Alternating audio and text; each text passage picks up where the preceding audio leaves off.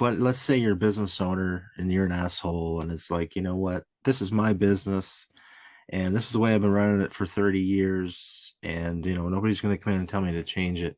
Are there any indicators to that person that maybe it is time to change and it's not working? Is there anything that you could say to that? Yeah, a simple answer is money talks. And at the strategic advisor board, where I'm one of 10 directors and we provide guidance to small business, one of the things we talk about to a business owner and CEO is, your P&L is your North Star. You need to know your P&L backwards and forwards, know why those expenses are there, where those profit growth factors are on the revenue side, and where can you scale and grow. And if you're seeing that bottom line shrinking, there's probably a good reason. And if you don't adapt, then you're going to be out of business. Greg Shelton here, your host of Metal, Steel Manufacturing and Business Pro podcast, where you learn everything about the industrial businesses that make your modern day life possible. Right. And here we go. All right, Michael. Well, thank you very much for coming to that's the other show I do. The Steel Metal Manufacturing and Business Pro podcast. It's a pleasure to have you. So tell us about yourself, Michael. How did you get here? How did you become the man you are today? And your advisory. I mean, I've got all kinds of questions for you. You're well accomplished, and it's an honor to have you. But how did you get here? Yeah. Well, Greg, thanks for having me on the show. It's great to be here, and let's talk a little business and then talk about how we got to where we are today. You think about our life journey, all of us, and some of us get into a niche area and we focus on that, and we kind of deviate a little bit left or right, but sometimes we have a lot of interests. And so for me, I had a lot of interests. So I was a Navy pilot and flew in the Navy, was an airline pilot, was an investment advisor, got pulled back to active duty and helped out with new technology. And I got into the new technology realm and looked at things like automation and how do you bring that, and then how do you make some innovation successful when things aren't usually successful with innovation. It usually fails. So you think about all of that, and what I realized through all of it that I really enjoyed doing was helping people and connecting people. And we can talk about new ideas, and new ideas are great for the person who thinks them through and can have the aha light bulb moment. But translating that, communicating that to the other potential stakeholders, especially in business, can be pretty challenging, because maybe you can get the stakeholders to kind of see what's going on, but then you have to go all the way to the end. You have to take that idea and go through the challenges of what does our marketing plan look like? How are we testing this? Do our customers are they liking it? Are we beta testing it? And then, getting it out in the marketplace, like what's the customer service like? So, there's so many different areas where we can have these great ideas fall down. And so for me, it became one of those aha moments when I'd been working on this big technology project, and it was just under $1 billion, and we were taking different organizations, bringing their technologies together and marrying them up to make a really cool, bigger package. And what was interesting for me was it was so hard just to get people to get buy-in. And one day I came out after spending all day at work and I finally had a meeting where we got everybody together, because I was the chief architect for the project. And I felt like, oh, wow, this is amazing. Like, finally, we got everybody to work together on this. And I thought, hey, like, my dad would be so proud of me, because, here I was doing something that he had done in the same field in a way. Right. And at the moment I was, feeling great, Greg, but truthfully, what happened right next in the next instant was like, man, I am not living the life I could be living. And it was a big blow in a way, because I realized what I was doing was still kind of following my dad's desire for what my professional life should look like. And I realized I wasn't really fulfilling deep down what I felt like I could or should be doing. So that's when I got reflective and realized, I really like working with the people and helping bring harmony to organizations. And sometimes it means working at the top, working at the CEO, business owner level. And sometimes it means just working with a smaller group. But the concept there was basically going back to the days of my Navy days when, I'd been a Navy air instructor pilot, helping pilots learn to land on carriers at night.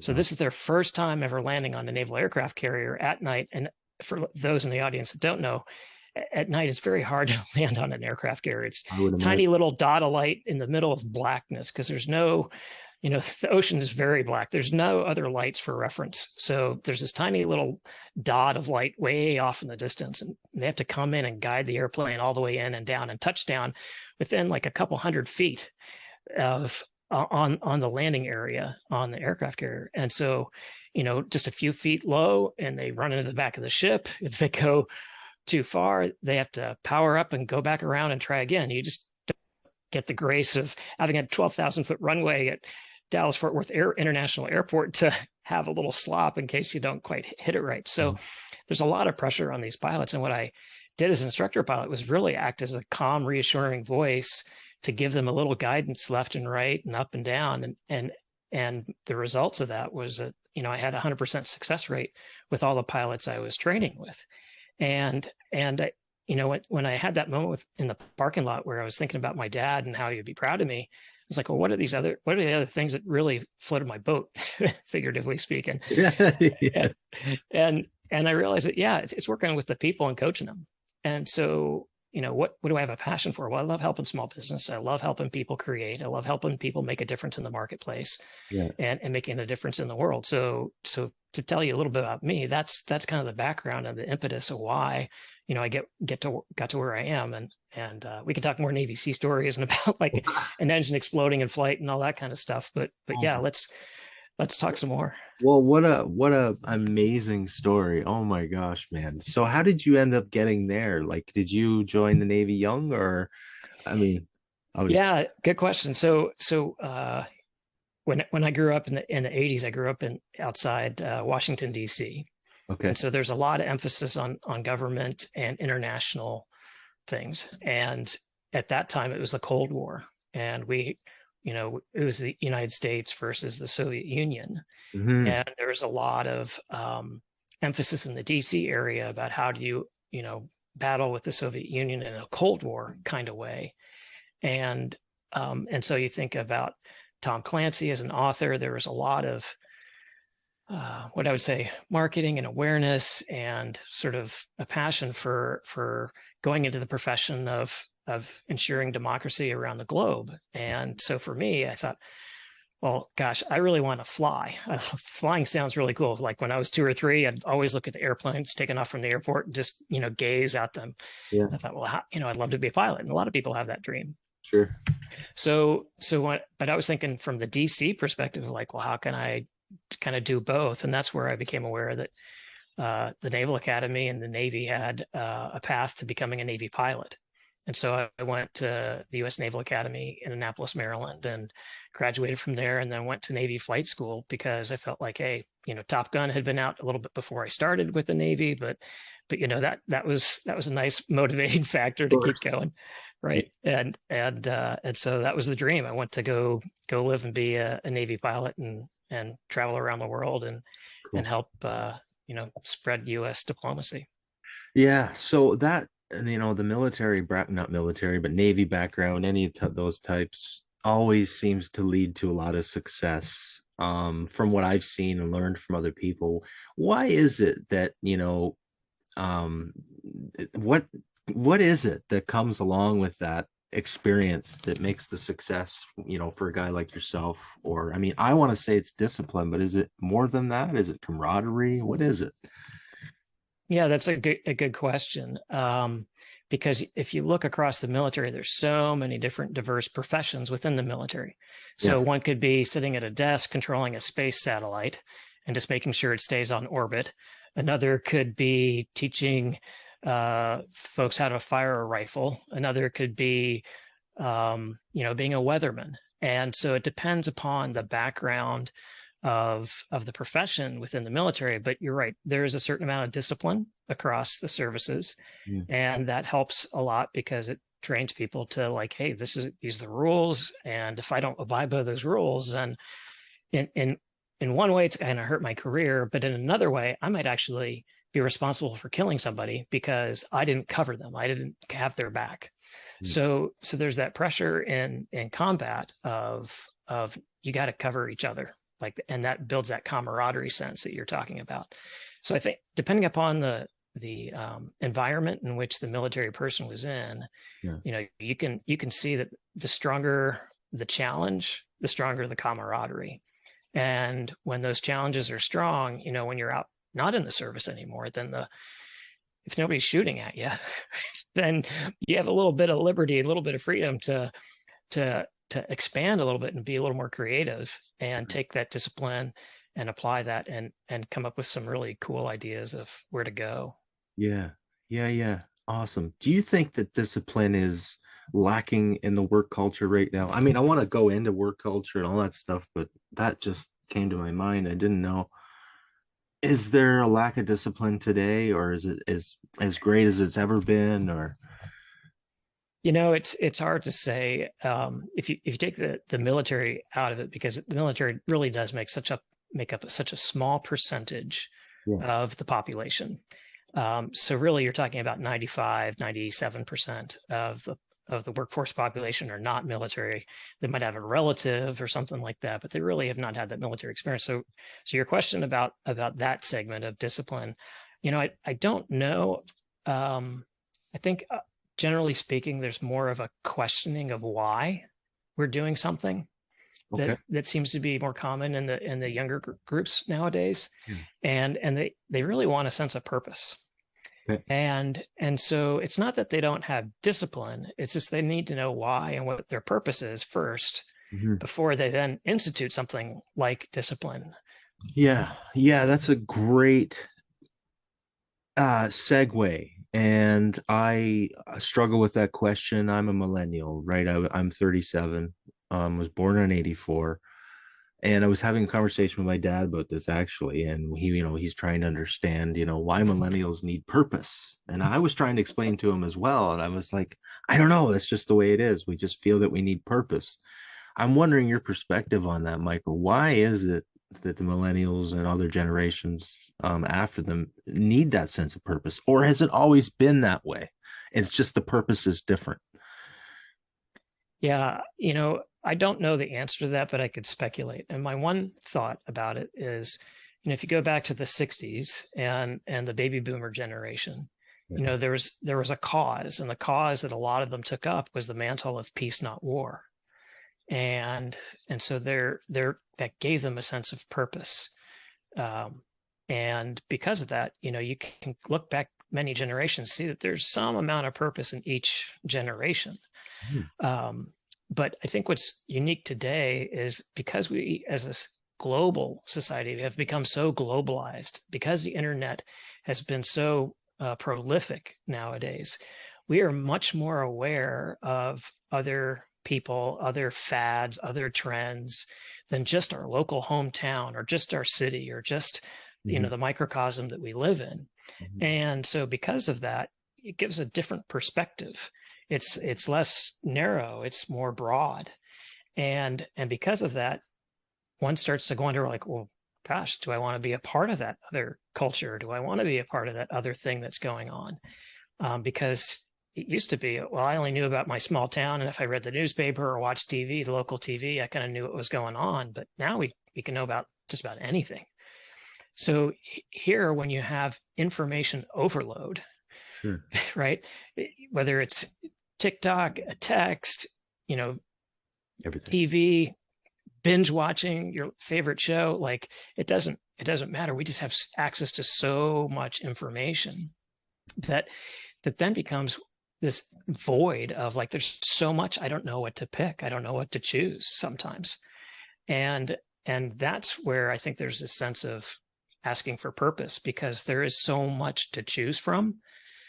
I feel so scattered with all the choices I have. So I'd like to, subconsciously, I'd like to narrow down on something, and maybe I can pick something that's got purpose or meaning, so that it helps me filter down all the choices down to these few so that I can deal with life.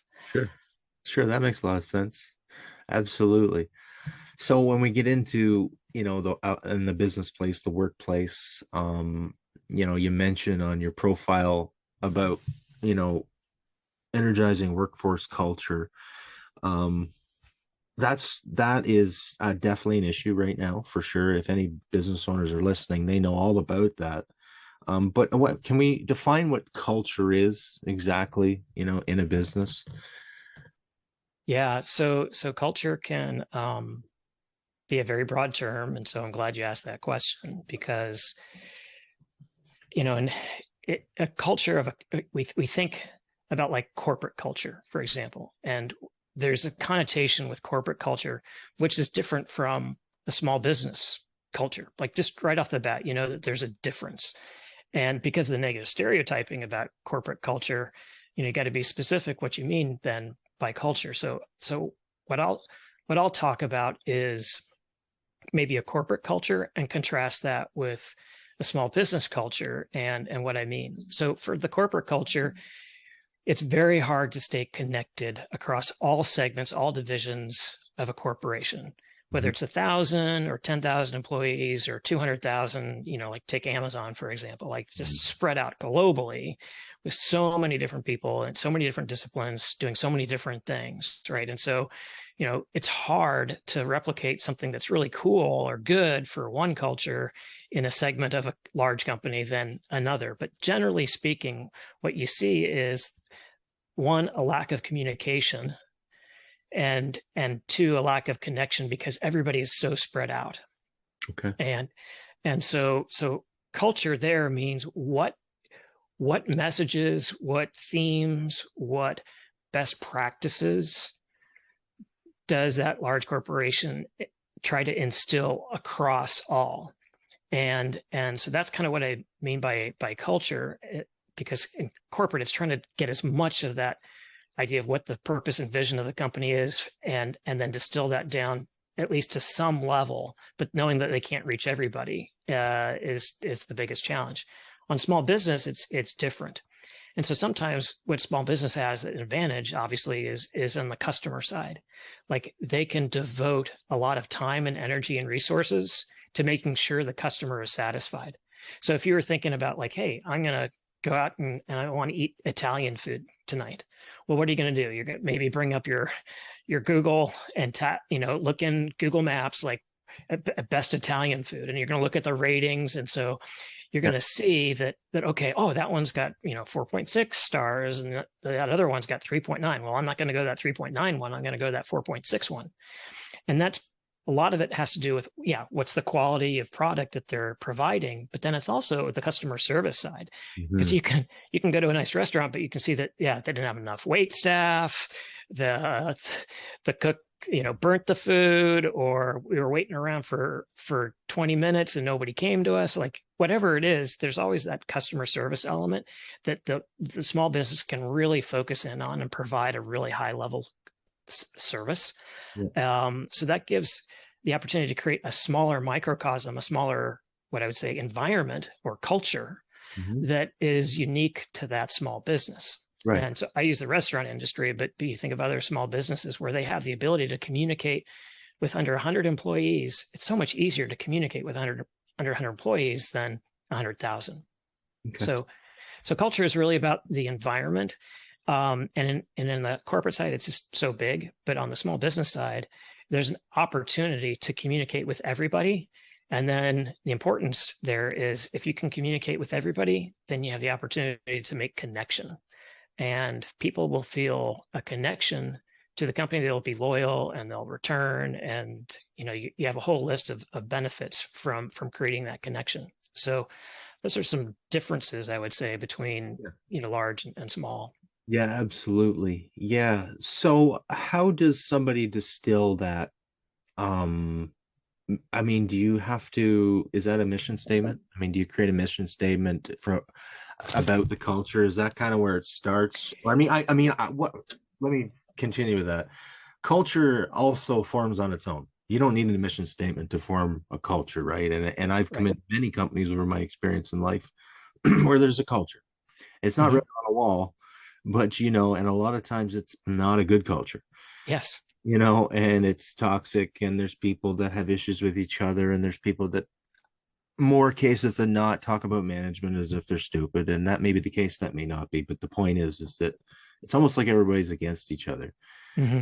How do you start to change that within an organization? Yeah. Yeah.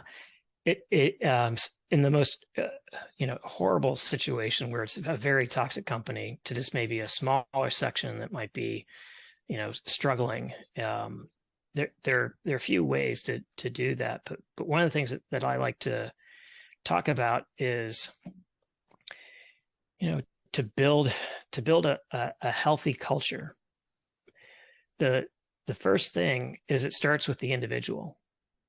And in this case, if you want to start from the top, you can start with the business owner, the CEO of the company, right? And so you can work on that, and that's a great start. But obviously, it's got to trickle down to all levels.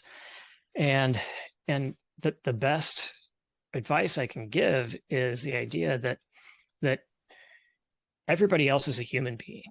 Everybody else is going through challenges in life. Everybody else has to put food on the table. Everybody else has to pay mortgage or pay rent. There's this element of like, we've all got kids or parents or relatives or cranky neighbors.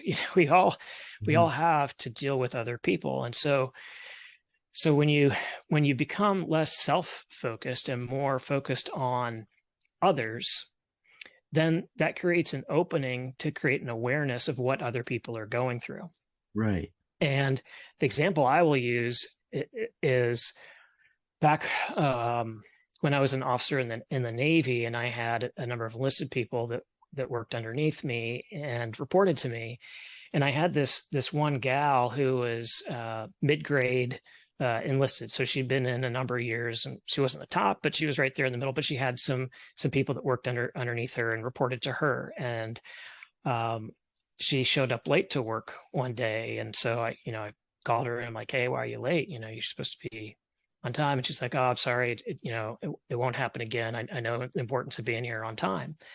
And then like 2 days later, it happened again. Right. And I'm thinking like, okay, did she not hear me? Did she not listen to me? Like, why is she not coming in? Like I already counseled her. Like, what's the deal? Yeah. And so I called her in again, and rather than berate her or giving her a tough time, because in the military it's like, okay, you show up on time, right? And so I asked her like, hey, what's going on? And she said, well, my husband's in the Navy. He just got deployed a week ago, and we have 3 kids. Each goes to a different school, and I'm the one responsible for getting them to the school. But there was a traffic jam between the second and third school, and like I tried all the back streets to get around it, but I couldn't. I got stuck, and that happened. And I thought from the other day that I would figure out a new route, but it didn't work. And so I'm trying to juggle 3 kids and this, and I'm like, whoa, wow, I had no idea. Like, yeah. It's just a different perspective. So I got to know a little bit about her and realize that she actually was trying to do her best. But on the outward picture, it was like, yeah, she's just not showing up on time. She doesn't care. Right. So I think the lesson that I learned was like, you got to get to know your people. Right. Like what's going on in life with them? Maybe they want to get a graduate degree. Or maybe they want to learn a new trade or profession, or maybe they want to become a journeyman. Like, what are the things that they really want to do, and learn what that is.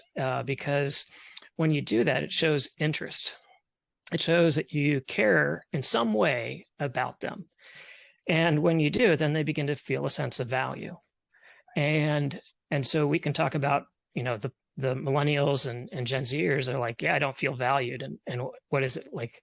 Last year during the Great Resignation, like 86% of them that left, part of it was pay, but the next thing was they didn't feel valued and appreciated.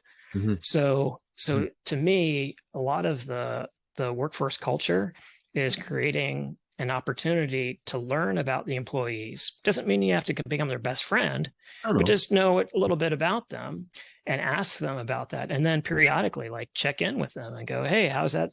Hey, you wanted to work on your degree. How's night school going? Yeah. And so those are the kinds of things that show to an employee that, hey, they care. Somebody cares about me. Maybe not a lot, but they care about me. That's right. Yeah, yeah, absolutely. My somebody I know, a mentor, always says, what is it? I always get this wrong. Nobody cares until they know you care. That's how Right. so Right. yeah, no, that is true. You're right. And that is lacking. Absolutely. So how do we get there? How do we get to this point of people not caring? Is it as simple as the boss is distracted by his cell phone? Or is it we're, I guess, maybe all there for the wrong reasons? Or, I mean, or I guess it's back to your point. It's purpose. We're all trying to find that purpose. And why isn't there more purpose? Yeah. Yeah, that's a good question. And, I've thought about that too. And I would say that, a generation or two ago, there was a very distinct separation between work and life or home life.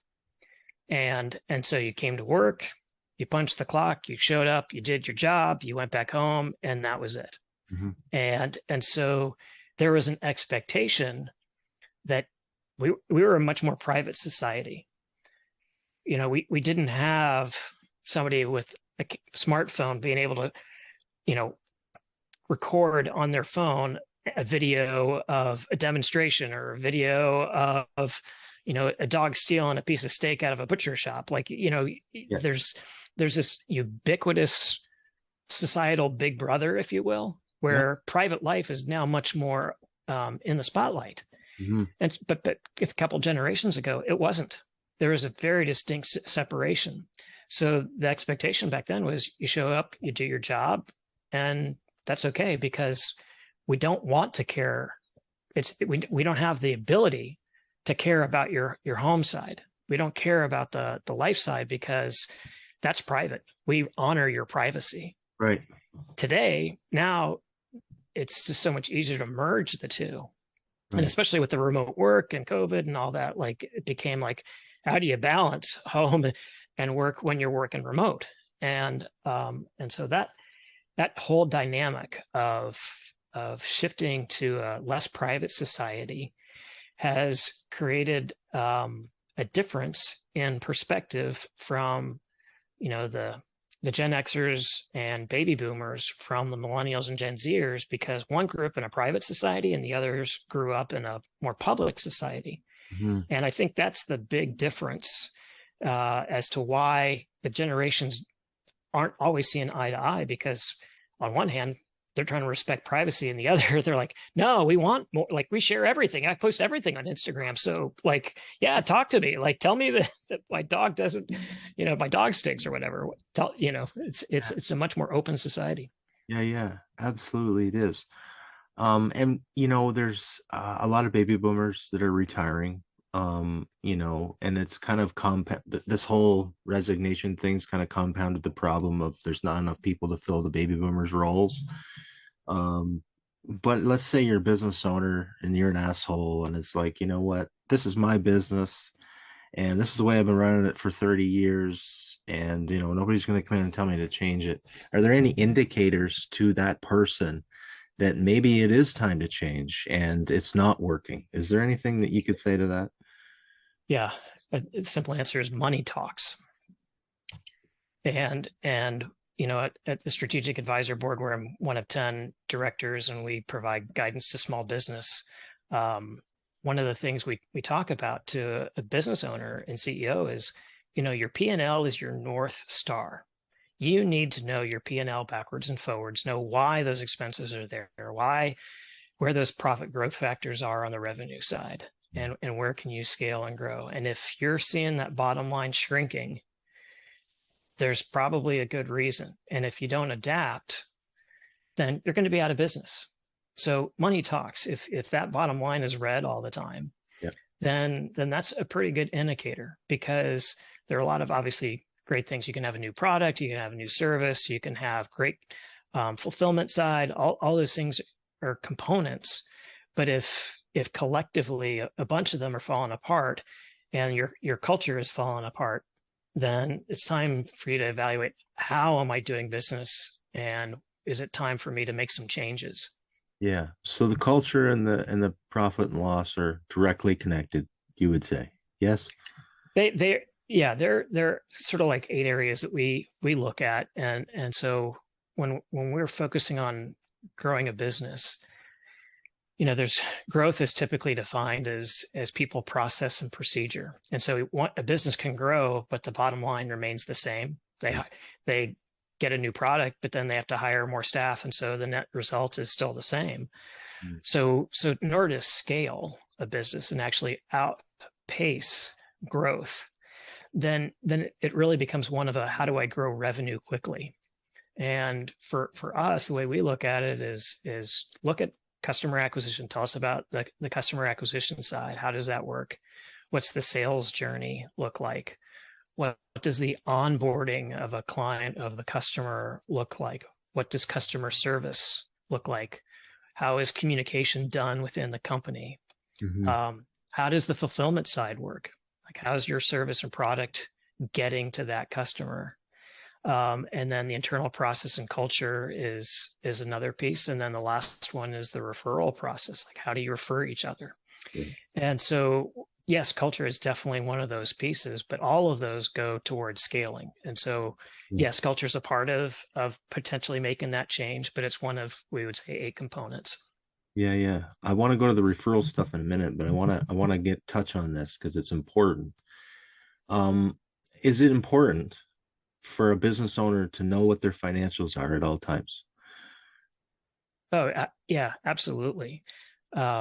Because, like I said, the P&L is the North Star, and if you can have thresholds, right? So let's say that you're a cyclical company, and so your biggest sales are in the fourth quarter, right? Well, that's if you have deviations in sales during the first and second or third quarter, okay, maybe not a big deal because it's the fourth quarter, and that's when you have 4 times the revenue.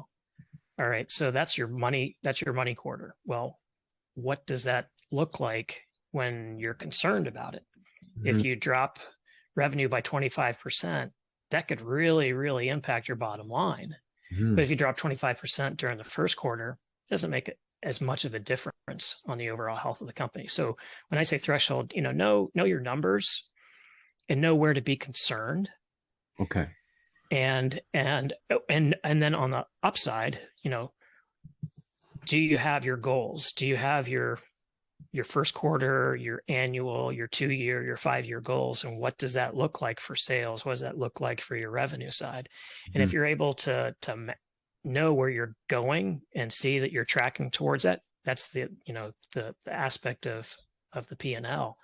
And so that's the upside threshold to be aware of. Okay. All right. So when a business owner says, "Is there money in the bank?" That's not enough. So what are some things that people can look at in a business? I mean, should they know the kind of their industry standards, you take their specific business code? Should they know those metrics of, what their cost of goods sold should be, what their overhead should be, what their profits should be? Is that a good place to start on measuring your business?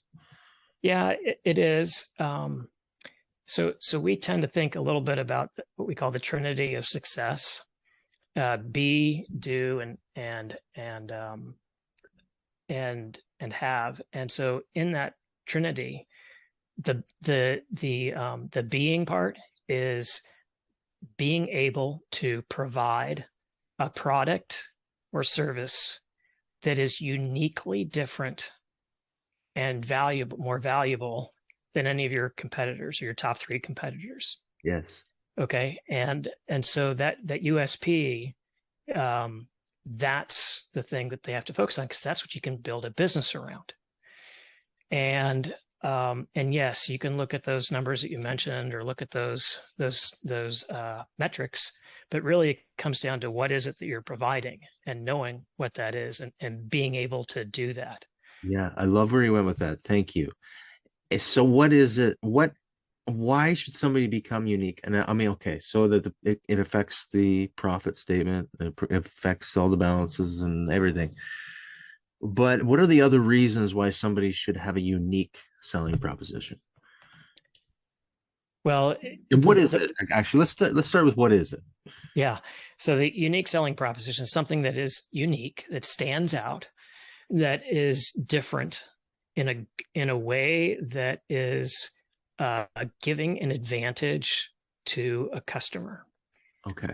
So specifically, if if you're building a widget and everybody builds those widgets, but you're able to find a way to cut expenses and produce it 20 cents cheaper on the dollar than all your competitors, then your unique proposition is that you can sell it at a much cheaper price and gain market share.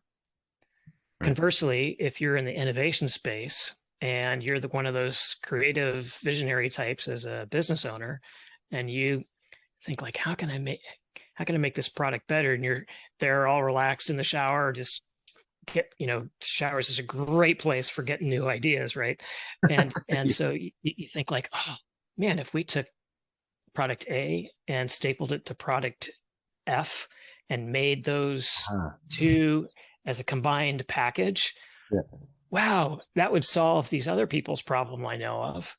Because we've been hearing complaints about, yeah, they love our product, but then they're not able to go and do this other thing. But if we marry the F and A up together, I wonder what that would look like.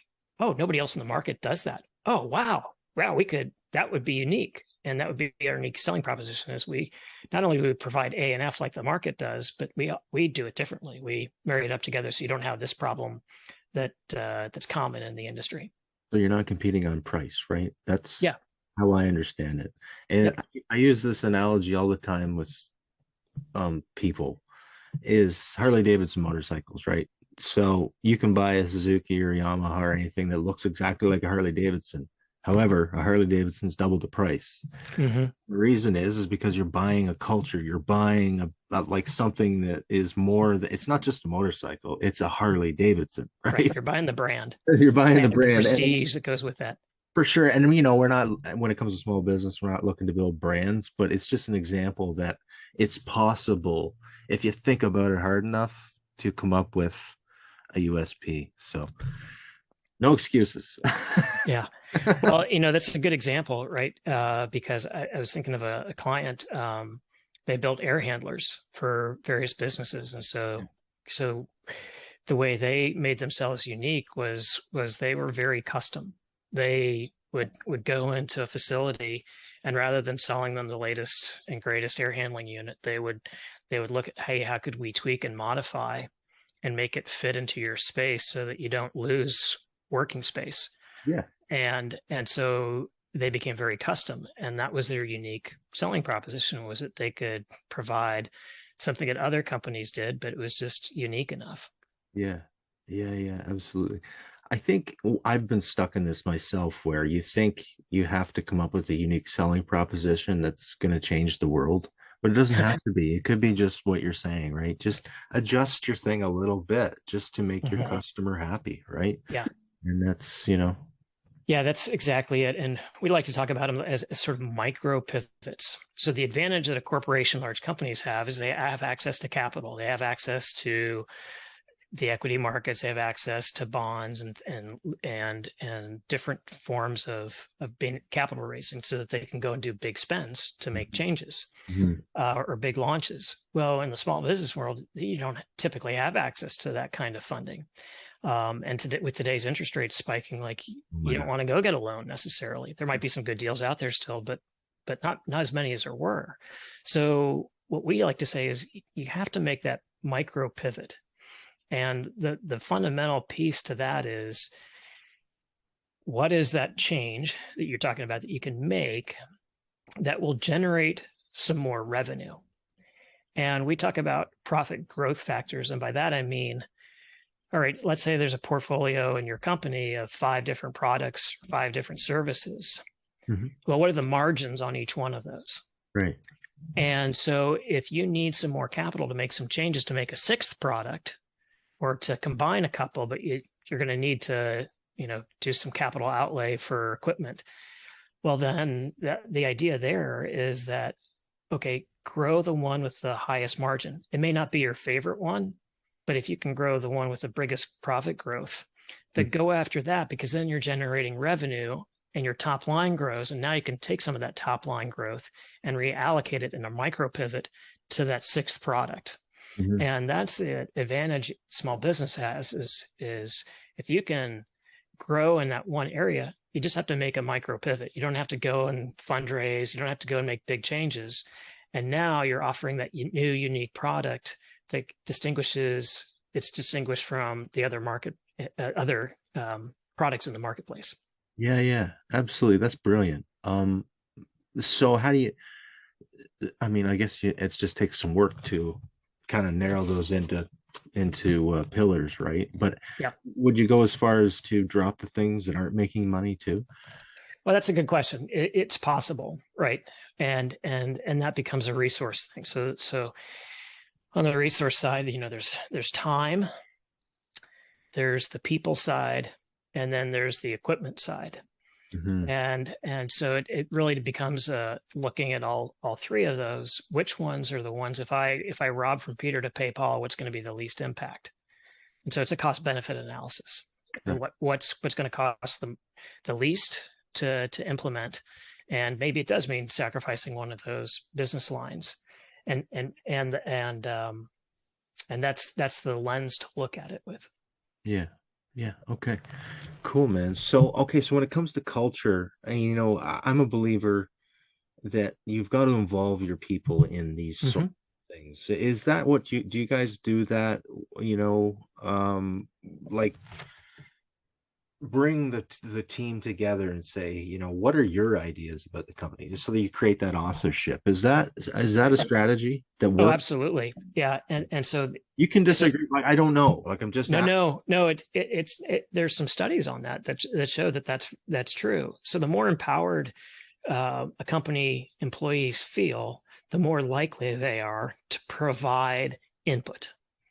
And gosh, right now there's a lot of talk about, quiet quitting. They can't go get another job, but they don't feel aligned to the company. And so they're not going to put in 100% effort. They're going to do 80% or 60%. Okay, well, what's the cost for that? If you think about it, like if they see a problem and they're like, I'm not going to deal with that. I'm not going to mention that to anybody. Well, they may not think it's a big cost, but guess what? It's going on in other centers in the company, that same problem. And it's actually a really big problem. Yeah. So when you have the opportunity to nip it in the bud at the grassroots level, that opportunity doesn't exist. So if the culture doesn't feel like that they can contribute and provide input, then there's a tremendous risk of not catching problems early on, when then become major problems. Yeah. So there's that aspect of it. But then the other side is when two or more people get together and willingly collaborate, teams of Stanford did the research on it. I think it was, up to 16 or 18 people in a group. That was up to that size. You could get some really collaborative, cool ideas out of a group like that when problem solving. So if you've got a team surrounded with, maybe it's the C-suite, maybe it's, your technology person and your salesperson and your general manager, like, okay, that's your team. That's great. Then surround them around you to get feedback and input. Maybe it's on process. Maybe it's on a new product. Maybe it's, innovating. Maybe it's on dealing with people. But the idea there is, as long as everybody feels valued in some way, then they're going to maybe contribute to their boss, who might be in that small circle that you have surrounded yourself as a business owner. And that's where great ideas come from, because they're the ones that are on the, the lower levels. They're seeing the complaints from customers and they're like, hey, there's this challenge we have, or people are having, I was thinking the other day, maybe we could do such and such. And then they take it to their boss, and their boss is like, oh my gosh, that's a really great idea. I'll float it up to the top and see what we can do. So that's the kind of thing that really creates a healthy environment is on upside is you get greater opportunity. And then of course the negative is like, if you don't have that culture, then you're going to miss the mistakes or the challenges and they become bigger problems. Yeah, absolutely. And every time, I agree with everything you're saying. And then I think, oh, there's that egocentric boss that wants to claim all the good things for himself. And right. You can bring them stuff and bring them stuff and bring them stuff. But they don't listen unless it's their idea. And I would think it's more common than not. And maybe there's no solution. I'm just curious, is something you run into or? Yeah. Oh yeah. It definitely exists. There's no doubt about it. With the exception of narcissistic folks, if they're somewhat ego centered, I think we all are. Oh, for sure. Right. And the question becomes like, how do you communicate with them to make that think it's their idea? And so one of the things that I like to teach is like ask empowering questions. Okay.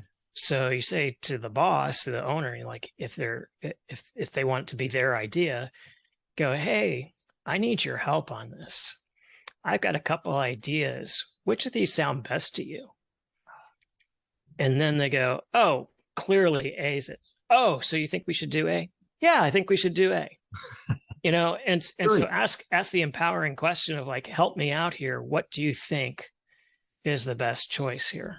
Okay. Well, thank you for that. That's brilliant. It's so simple, but you don't know unless you ask, and you don't know what you don't know.